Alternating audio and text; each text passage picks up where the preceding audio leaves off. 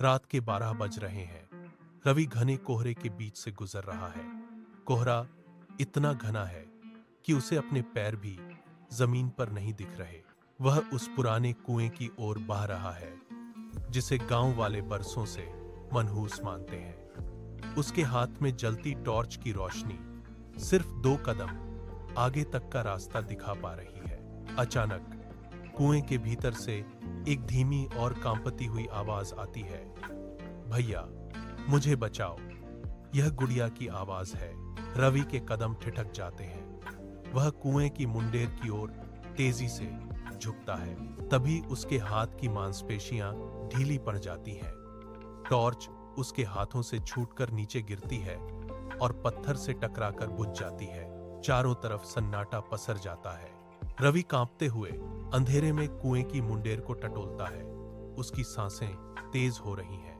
कुएं के अंदर से अब सिर्फ पानी के गिरने की टप टप आवाज आ रही है। वह अंधेरे में अपनी उंगलियों से कुएं की ठंडी और खुरदरी दीवार को महसूस करता है। उसका दिल जोर जोर से धड़क रहा है। वह अपनी नजरें कुएं के काले गहरे मुहाने पर टिकाए हुए है, यह जानने के लिए कि गुड़िया वहां कैसे पहुंची। अंधेरे में रवि का शरीर कुएं की मुंडेर से सट गया है। उसकी नजरें उस काले गहरे कुएं के अंदर जमी है। अचानक उसके कंधे पर एक भारी और ठंडी पकड़ महसूस होती है। रवि झटके से पीछे मुड़ता है। उसके पैर फिसलते हैं और वह जमीन पर गिरते गिरते बचता है। उसके सामने एक बूजा खड़ा है। बूजे की उंगलियां रवि के कंधे को लोहे की तरह जकड़े हुए हैं। वह अपनी लाठी को जमीन पर जोर से पटकता है। रवि की सांसें गले में अटक गई हैं। बूहा अपना चेहरा रवि के करीब लाता है। वह फुसफुसाता है, नीचे मत देखो। अगर तुमने अंदर झांका तो वह तुम्हें भी अपने साथ खींच लेगा। रवि के हाथ कांप रहे हैं।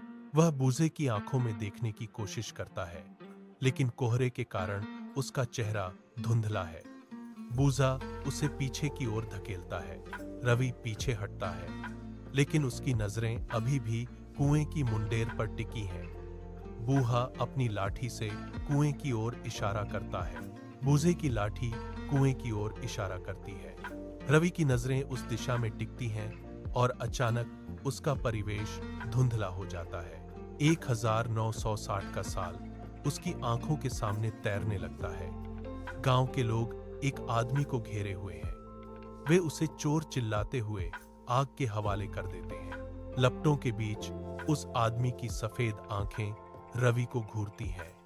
वह चिल्लाकर श्राप देता है, हर 10 साल बाद मैं किसी एक परिवार से उनका सबसे प्यारा इंसान छीन लूंगा। रवि की आंखें झपकती हैं और वह वापस वर्तमान में लौट आता है।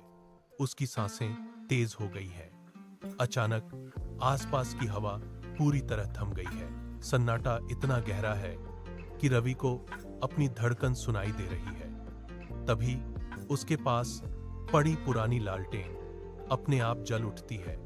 लौ नीली पड़ जाती है। कुएं के अंदर से गीले कपड़ों के घिसटने की चरमराहट सुनाई देती है। रवि पीछे हटता है, लेकिन उसके पैर पत्थर की तरह जम गए हैं। कुएं की मुंडेर पर एक काला जला हुआ हाथ आकर टिकता है। उंगलियों के पोरों से राख जोह रही है। फिर एक साया धीरे धीरे कुएं के अंधेरे से बाहर खींचने लगता है।